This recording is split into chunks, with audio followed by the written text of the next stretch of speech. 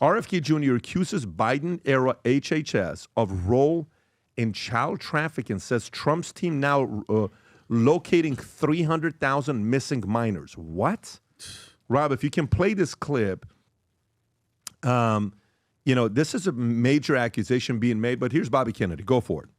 We have ended HHS as the role as the vector, the principal vector in this country for child trafficking. And during the Biden administration, HHS became a collaborator in child trafficking and for sex and for slavery. And we have ended that, and we're very aggressively going out and trying to find these children, the 300,000 children that were lost by the Biden administration. Vinny, okay, go for it. And I'm so happy because I don't even think we planned that you showed that California lawmakers are out there trying to make it less of a crime, a lesser crime for trafficking 16-year-old children. And I hope everybody understands what happened. This was at the cabinet meeting, and this is the new head of HHS, Robert Kennedy Jr., that's saying, bro, this is blaming. This is putting blame on them, saying that they were collaborators on children that were for sex slaves and for work. Okay? And by the way, do you guys know who the old HHS secretary was? Xavier Becerra. And guess who his assistant secretary was? Rob, could you show this? This is the face of Rachel Levine, a dude that was dressing as a woman. That's a dude and behind the dude. Yeah. And you would playing think the other dude. What you would think these people, and it's weird, isn't it weird that this group is all about young children and brainwashing these young children and pushing this ideology on them? And think about it. The sponsorship, when you set unvetted people to come pick up, it was a turnstile for children, and they're gone, Pat. There's no dead bodies. There's no bones. We don't know where the hell they are. I mean, we could have an understanding. There's no Epstein Island, but like we talked about last time, they're going somewhere to these disgusting pedophiles, okay? And Alejandro Mayorkas, and I keep bringing his name up, he's one of the main ones too. It was all a plan.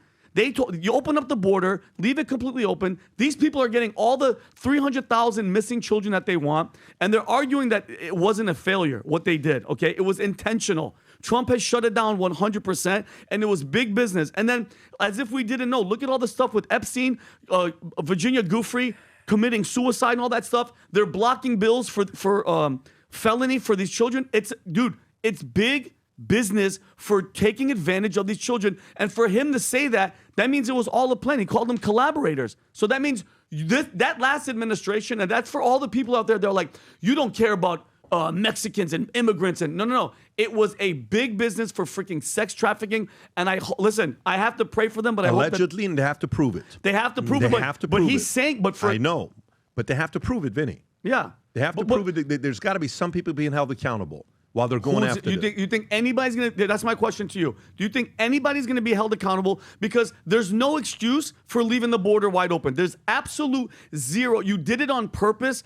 And from what he is saying is that they were collaborators in bringing these people in.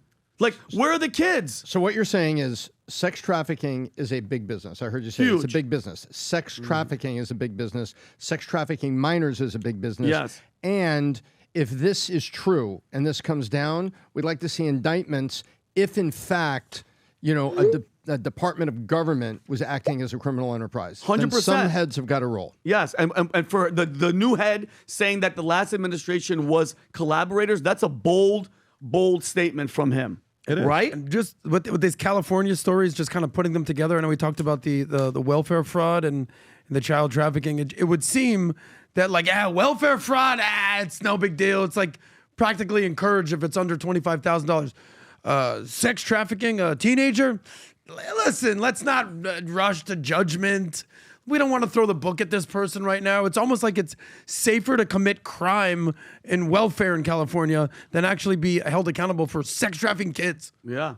No, it's horrible. No, that's a factual statement based on the way the laws work. Yeah. Well, think about it. And look, I'm just a common sense dude playing a dude who lives in Miami. But it makes no sense of what's going on in California. Think about this. If you're letting people bring children to the border and you're having somebody come pick up those kids that's not related to them and they didn't do a background check, You're responsible for that child's life, Tom. You let some random And you want to guy- reflect it, bring it around full circle? Go ahead. Who is the state of California going after? Who are they suing as of two weeks ago? Who? Who did Gavin Newsom say he's suing? The Trump administration. Exactly. So they're suing the Trump administration. By the way, what was the S&P on April 1st where we were all worried about Liberation Day? Did it go up? It was 56.33. You know what the S&P is as of this moment? What? 56.39. Oh, weird. So the entire loss from Liberation Day has been eliminated a little at a time as these little wins and big wins are piling up. But the state of California lets all this stuff go on, yet they're suing the president under the things for the tariffs. And guess what the markets are saying? California, you're wrong. Yeah, and that's great. Let the market decide, but they can do all they want. On a brighter side for California, look, as much as I give you a hard time, I would love to see somebody have the brass to go out there and fight and save California. I'd love that. Even though I know a lot of people are going to leave no matter what, and that's a state that's in a problematic place, I'd love to see everybody rally behind somebody that has the brass and go and do the fight. Pat, what do you mean? They have Kamala. She's fighting. And she's legendary. I mean, she's a winner. legend. And Winner. interesting. So this lemon campaign that we launched on Thursday with the box, okay, that was launched, that all of you guys, many of you saw. Those of you that didn't, this box that's being shipped to people who are going through a lot of different things today to make their day. When life gives you lemons, make lemonade with a lemon hat in it and a presentation with a video of me speaking to them, giving them a message here. I'm going to press pause here. There was so many accountants. One accountant sent it to 11 clients, lawyers, realtors, insurance folks using it. But then we had a chance to read the note of what some people were writing to their clients. I'm not going to give the names. I just want to read the notes to you. It was so, our staff is, when I'm reading this, our marketing team, they're in tears, literally when I'm reading this to them. I'm not going to say the name, okay? They put the name there, then says, sending you some love to help lift your heart up today, and wanted to say, again, how sorry I am with Susan's passing. I hope this cheers you up, your spirits, just for a moment. I love you, sister, and always remember to move forward. Flowers don't happen without rain. Love you always. The name is in there. Are you kidding me? Okay. Then it goes here, me and you forever together. Put your goals always in front of you. Surround yourself with one quality, with people you become, who you're with. Thank you for your friendship. Here's another one. Love you, brother.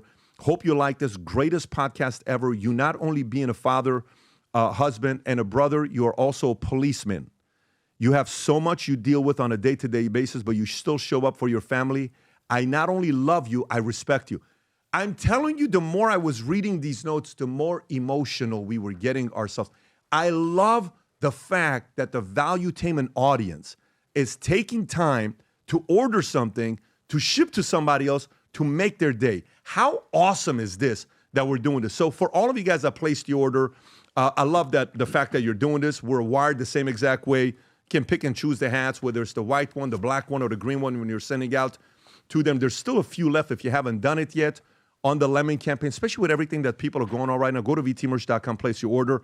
And then also for the mothers out there, you asked for it. We wanted to do it. We know this audience is 80% men, but 20% women. It used to be 90%. The female audience has grown in a major way. Rob, if you want to play the clip, Mother's Day is around the corner next week, and we got a bunch of VT mom gear, stuff that's out there.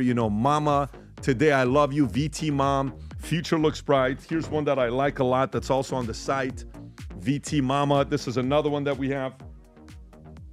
Valuetainment Mama that we got out there.